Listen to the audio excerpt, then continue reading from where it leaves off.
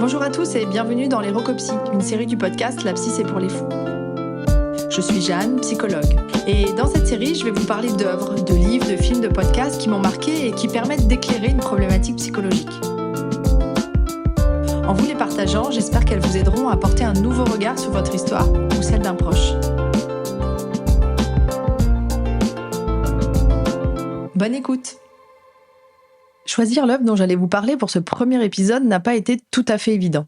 Vous vous souvenez, dans le teaser, je vous ai dit que j'avais déjà une liste de 52 titres, avec laquelle j'allais bien pouvoir commencer. Puis finalement, en y réfléchissant un peu, le choix s'est imposé à moi.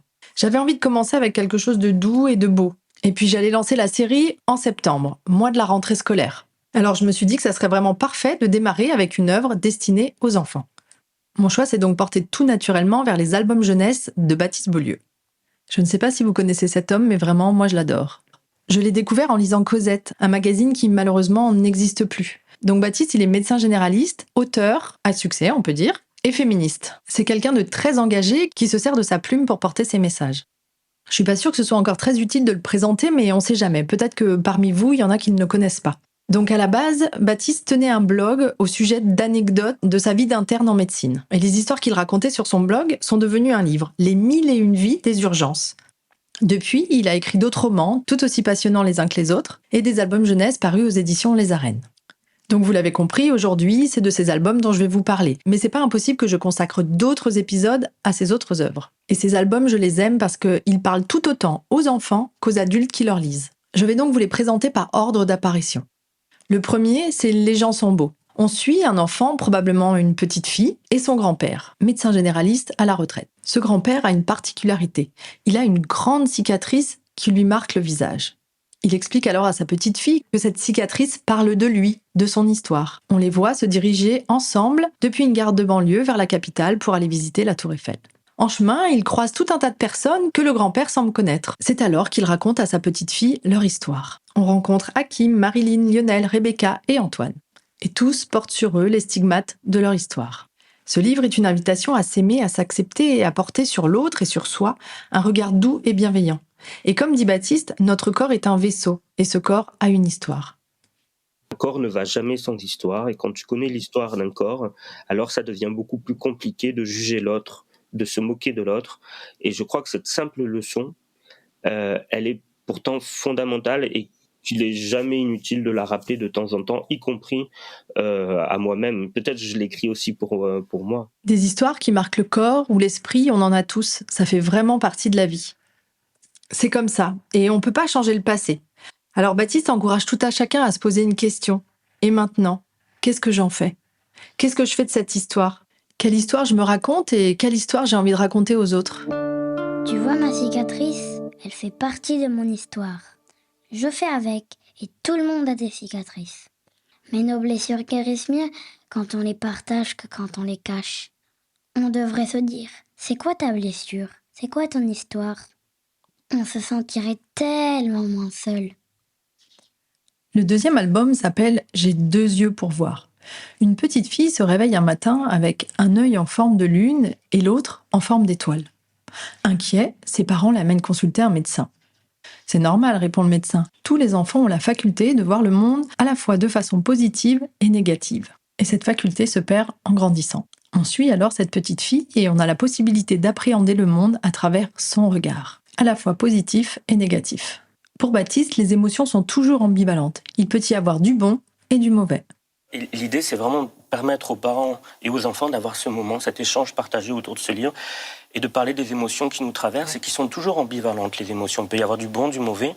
Et l'idée de l'album jeunesse, c'est surtout pas garder le positif et laisser le négatif. Non, c'est l'expérience humaine, elle se constitue de tout ça. Et d'arriver à se dire, ok, c'est ça la condition humaine, c'est d'arriver à aimer parce que le monde est plein de choses.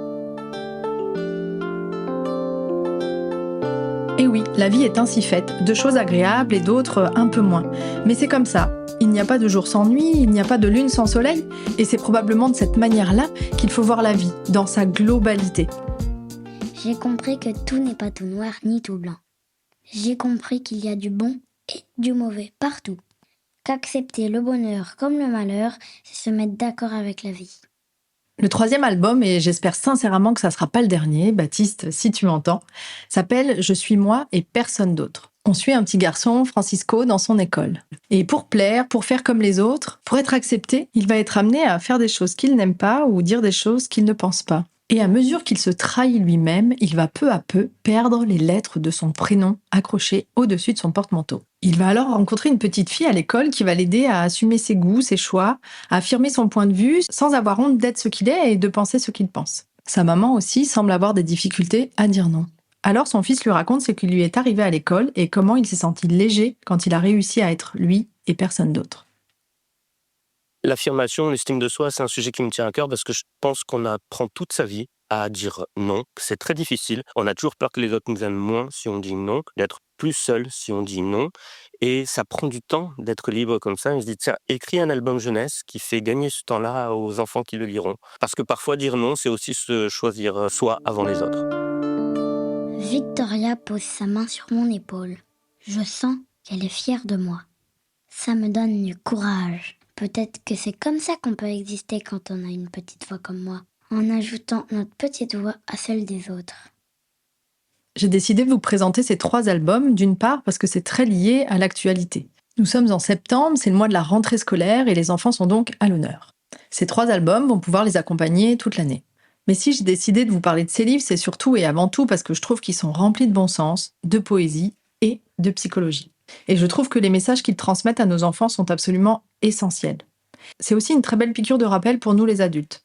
Nous qui avons parfois tendance à avoir le jugement facile, une vision un peu étriquée ou erronée des choses, et une fâcheuse tendance à nous oublier au profit d'un boulot et de la logistique familiale.